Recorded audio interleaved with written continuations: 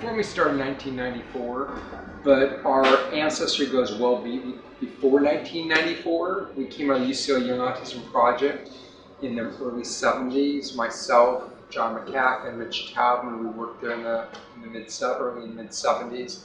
And we worked together at UCLA for a number of years. Eventually, we all left UCLA, we got our PhDs. We actually worked in other fields as well for a while. We worked with adults with disabilities, including autism and Asperger's. Because the need of autism, or the referral base, is really low back then. We weren't getting a lot of work and interest in autism. It wasn't until the mid-90s that autism became much more prominent diagnostically. Parents were reading books about the kind of work we had done in articles. And so the interest in autism grew dramatically, and there's a need to have an agency that specialized in autistic spectrum disorder. And that was in 1994, so we opened our office back then in Long Beach, California, and that was really the start of Autism Partnership. We've got to be critical thinkers. We have to look at evidence and say, okay, weigh it. It may sound plausible, but is it? And again, we go back to research, being a critical thinker. But, you know, I find in the world we're not critical thinkers on anything, let alone in psychology, let alone autism. We've got to become critical thinkers. How many times have you heard these things? And are they true? And if so, why are they true?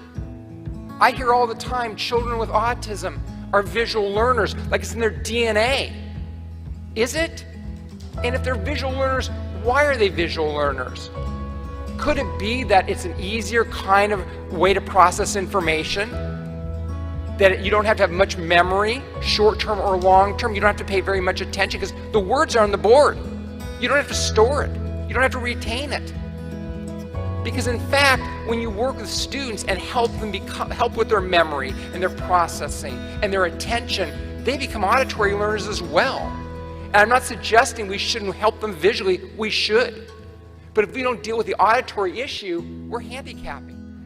We look at things like they need predictability. I hear all the time in IPs, you know, Ron, they like predictability. Well, who doesn't, for God's sakes? Most people like predictability. It's not that unusual.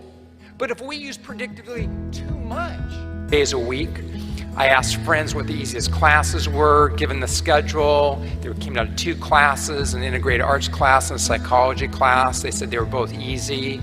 So now how would I make my decision? Well, UCLA is a really big campus, so what was closer to my other classes?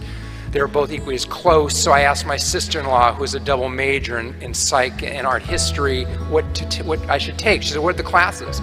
Well, integrated arts was one class. Professor Kaiser said, brilliant professor, you're gonna love that class. What's the other class? Foundations of Behavior Modification. Ivar Lovaas is the professor. She said, do not take that class. He's an evil man, he does evil work, don't take it. I was intrigued, I took the class. And I stayed and stayed and stayed. So I'm glad she told me he was an evil man and did evil work. He did wonderful work. He was certainly a tough man, but did incredible work. We were on the Young Autism Project long ago. I started in the early 70s. John came as a graduate student with me in the mid-70s. This is how we looked way back then, Mitch Taubman, our other colleagues. So, you know, things have changed over the years. We look a little more, a little older, I guess.